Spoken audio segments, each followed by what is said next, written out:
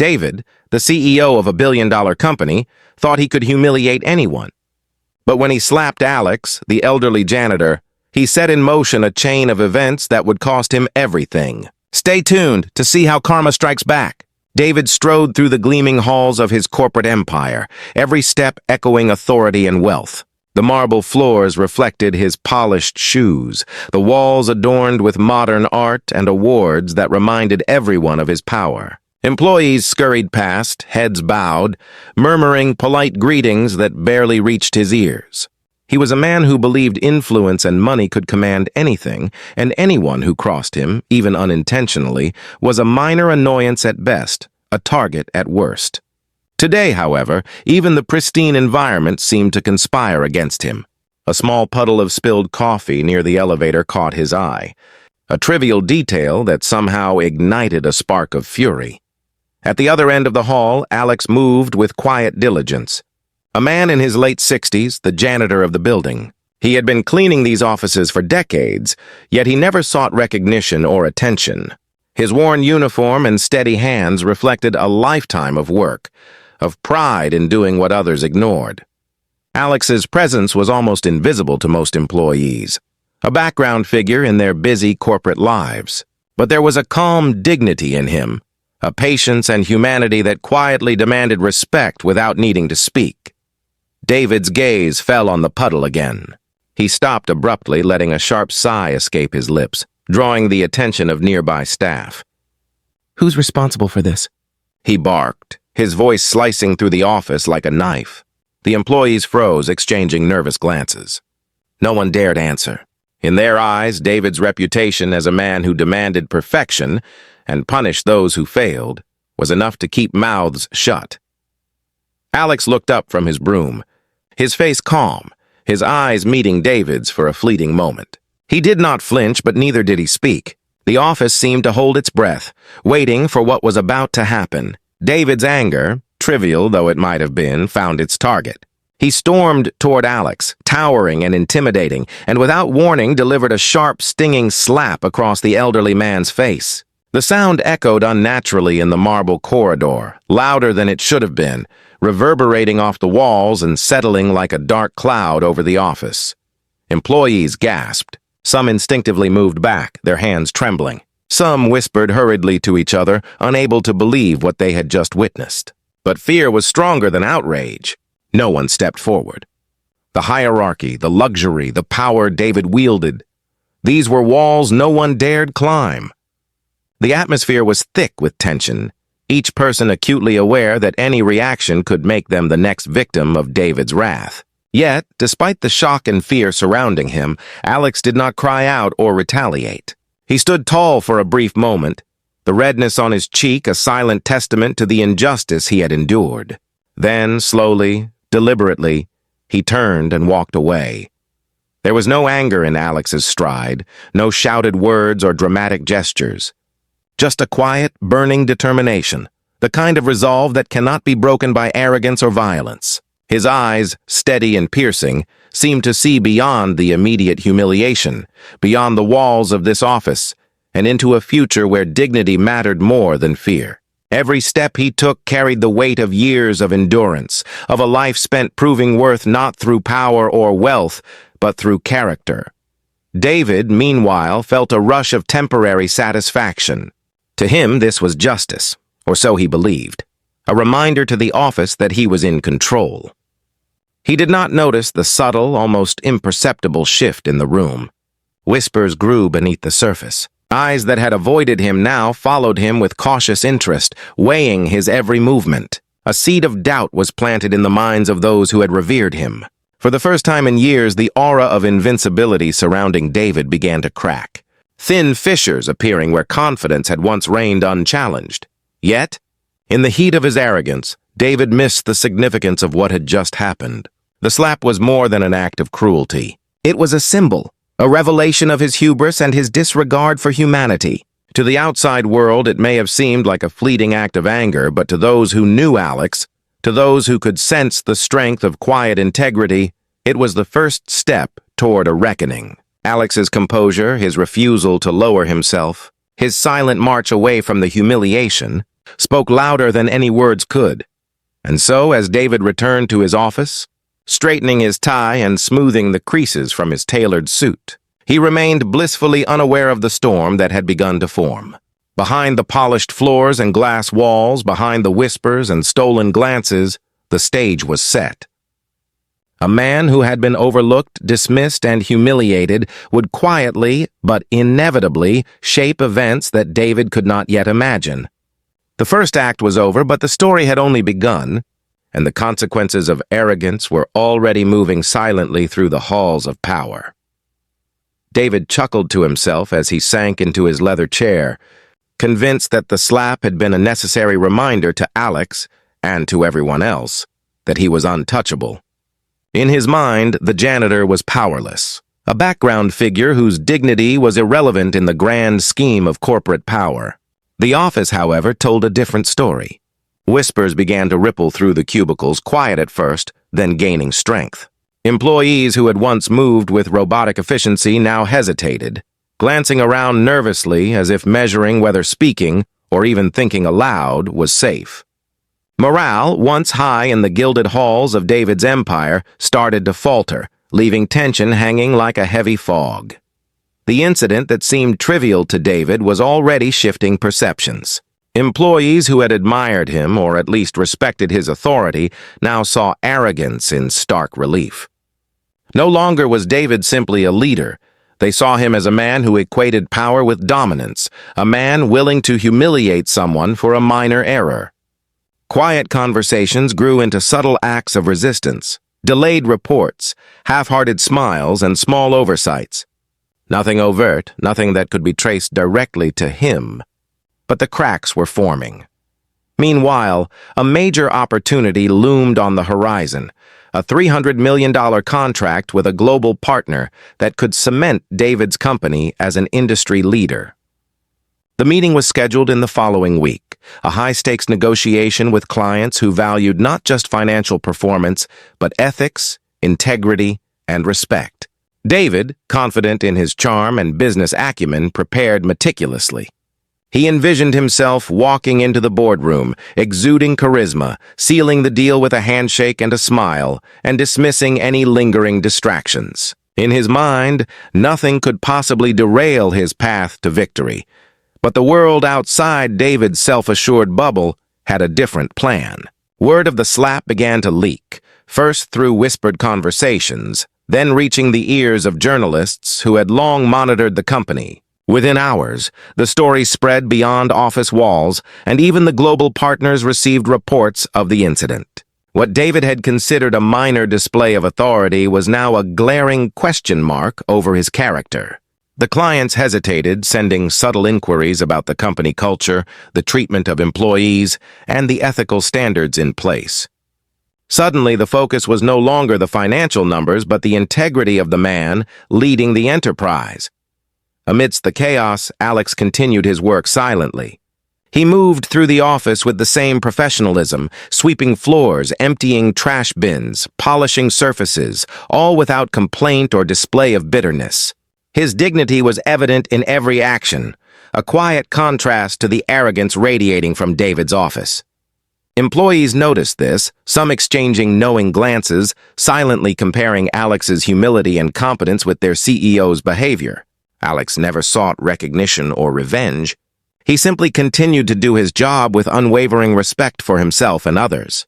It was this quiet strength that began to resonate, influencing the office in subtle but undeniable ways. David, however, remained oblivious. In the meeting room, he smiled confidently at his clients, using charm and rhetoric to mask any unease. He joked, he leaned forward, he presented projections and charts as if nothing had happened. But the atmosphere had shifted. Eyes that once looked upon him with trust now measured him with caution. Even the most enthusiastic colleagues could sense the tension, the underlying unease. The client's questions became sharper, probing not just financials but company ethics, leadership accountability, and employee treatment. Every inquiry was a reminder of the incident, a spotlight on David's hubris. By the end of the day, the ripple effect was unmistakable. Small contracts that had been expected to close smoothly were postponed. Meetings that once ran like clockwork now faced unexpected objections. Confidence in the leadership of the company wavered, subtle but crucial trust slipping away like sand through fingers. The $300 million opportunity hung in the balance, more fragile than David could have imagined. The arrogance that had led him to strike Alex now threatened to undermine everything he had built. In that moment, the seeds of karma had been firmly planted. David's power, once absolute, was no longer unchallenged.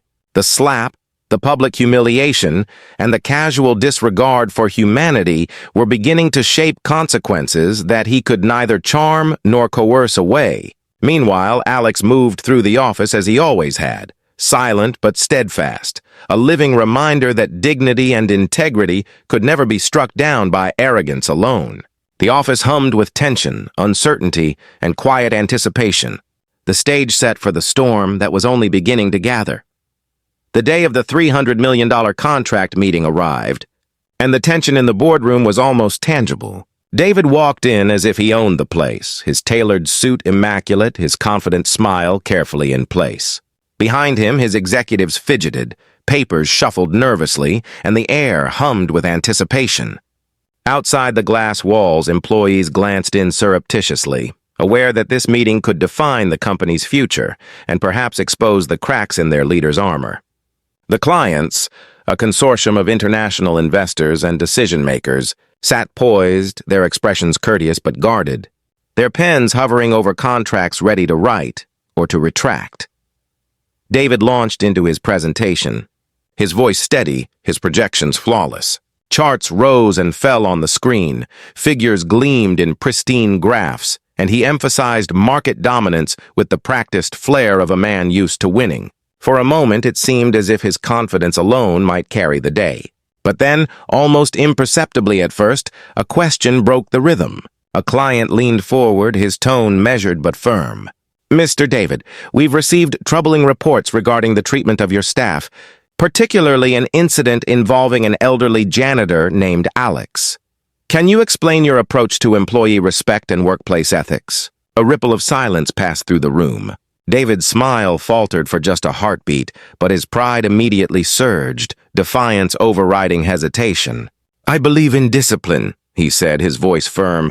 "Sometimes leaders must correct behavior, ensure standards are met. Nothing more." The clients exchanged glances, the polite veneer cracking. One of them, a woman who had been reviewing documents with keen attention, did not hide her disappointment. "Discipline should not humiliate," she said quietly. "We invest in companies that treat all people with dignity. How can we trust leadership that fails in that most basic regard?" Meanwhile, the tension David had ignored in his own office now materialized visibly. Employees who had once kept their heads down began speaking softly among themselves, their collective murmurs growing louder, braver. Some subtly challenged directives, questioned orders, and the atmosphere shifted. The aura of control David had wielded like a shield now flickered, revealing vulnerability. He could feel it. The invisible currents of dissent, the quiet undermining of authority he had never anticipated.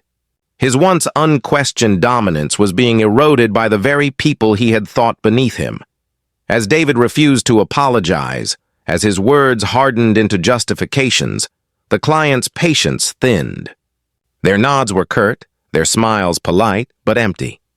The very behavior he had used to assert dominance, the arrogance, the refusal to admit fault, now undermined him at the moment that mattered most. Contracts that had seemed within reach wavered. Assurances that once carried weight no longer sufficed. Every chart, every projection, every polished phrase was overshadowed by the single, human truth he had failed to respect. Outside the glare of the boardroom, Alex continued his work with the same quiet integrity that had marked his entire career. Later that day, a key stakeholder from the global partners found themselves struggling with a problem unrelated to David, a small but critical detail overlooked in the initial planning stages. Without fanfare, Alex stepped in, guiding them through the issue with clarity and patience, solving it efficiently while remaining humble. The stakeholder, impressed, made a note, shared a quiet word of praise, and carried the admiration forward, not as gossip, but as a genuine recognition of competence and character. Unlike David, Alex's influence grew silently, organically, built on trust and respect rather than fear. By the end of the day, David returned to his office, exhausted but still unwilling to acknowledge the gravity of the situation. He reviewed the meeting's notes, saw the hesitant signatures, the cautious emails, and began to realize the magnitude of what he had lost. It was not just money, though a $300 million contract was staggering, but respect, trust, and the stability of the very company he had built. The employees who had once whispered compliance now exchanged knowing looks, emboldened by his isolation. The client's hesitation reflected the collective judgment of the professional world, a mirror showing the cost of arrogance in stark relief. David sat alone, the hum of air conditioning filling the silence, the weight of realization settling over him. He understood, perhaps for the first time, that his actions toward Alex were not inconsequential, that human dignity cannot be dismissed without consequence. Every slap, every insult, every moment of hubris had compounded into a force that was now turning decisively against him. Karma, subtle yet inexorable, had begun to manifest. The very foundation of his authority, once thought unshakable, now wavered. Alex, on the other hand, continued quietly, unaware of the full impact of his character on the unfolding events. His dignity, consistency, and ethical steadfastness had created ripples larger than any display of force or dominance. David's arrogance had isolated him.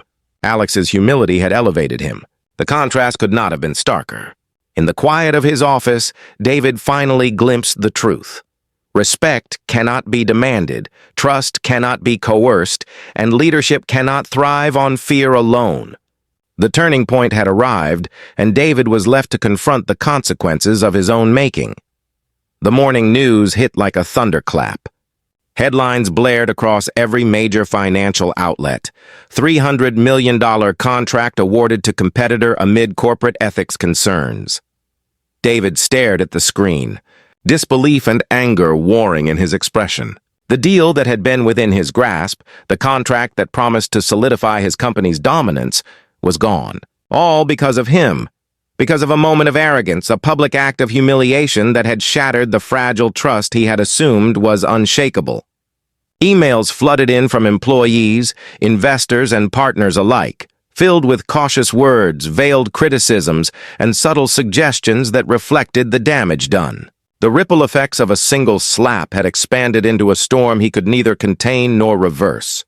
Meanwhile, the office atmosphere had transformed in ways David had never anticipated. Employees, once timid and fearful, now carried themselves with quiet confidence. They spoke more freely, collaborated more openly, and most importantly, recognized the strength in integrity over fear. At the center of this shift was Alex, who had continued his work with consistent professionalism, never seeking attention or revenge. Colleagues began to admire him openly, offering genuine smiles, heartfelt thanks, and small tokens of appreciation. His grace and competence had become a silent beacon of leadership, a reminder that character could wield more influence than wealth or title. The board, under mounting pressure from investors and partners, scheduled an internal meeting.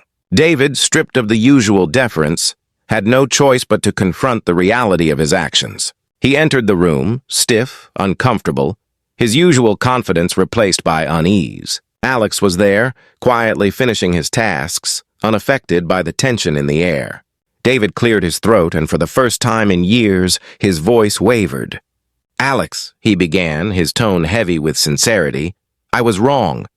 What I did was inexcusable. I allowed arrogance and pride to cloud my judgment, and I publicly humiliated you. I am sorry." The office fell silent. Eyes turned toward Alex, waiting for his response. He paused, the weight of years of quiet endurance visible in his posture, and then nodded.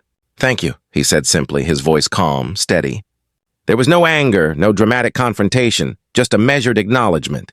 His forgiveness was not born of weakness, but of moral strength. He had been wronged, yet he chose dignity over vengeance. The lesson was clear to everyone present. Integrity could never be taken from a person, and humility often carried the most power. David felt the sting of his mistake not only in the lost contract, but in the subtle shift of respect within his company. Employees who had once feared him now regarded him with skepticism. Board members questioned his decision-making. Partners hesitated in communications. He realized painfully that money alone could not repair the fractured trust, that influence and authority were meaningless without respect and ethical leadership. The lesson had been costly, and it had been delivered in full measure. Alex returned to his work, unassuming and focused, embodying the principle that true strength is quiet and unwavering. The ripple effect of his character continued to shape the office. Employees who had once looked away now mirrored his approach. Professionalism, patience, and the courage to maintain dignity in the face of intimidation. The culture of the company began to shift subtly, a gradual but profound transformation fueled by one man's quiet example. In the solitude of his office, David sat alone, staring out over the city skyline. The opulence, the accolades, and the wealth that had once defined his life now felt hollow. He understood that no amount of money could purchase respect, no lavish gesture could substitute for integrity, and no title could shield him from the consequences of hubris. For years, he had equated power with dominance, authority with fear, and now he saw the folly of that belief. The loss of the $300 million contract was merely the material manifestation of a deeper, more enduring loss, the loss of moral credibility, trust, and personal growth. As the office hummed quietly below, the narrator's voice might reflect, tying the story together. Arrogance and abuse of power may deliver temporary control, but they cannot withstand the quiet force of integrity and character. Alex had remained humble, consistent, and morally unshakable, emerging victorious not through confrontation, but through steadfast dignity. David had learned the harsh truth. Leadership demands more than strategy and skill. It demands respect, empathy, and the courage to uphold basic human decency. In the end, justice was served not through vengeance or spectacle, but through the natural consequences of actions. Alex's victory was measured in admiration, in influence, and in the respect of peers, proving that character always carries weight, even when the world seems blind to it. David's downfall was marked not by dramatic collapse, but by the slow, undeniable realization that arrogance can isolate and power can crumble when ethics are absent. The story concluded with a simple, enduring truth. Humility and integrity are far more powerful than fear, and respect once lost is difficult to regain.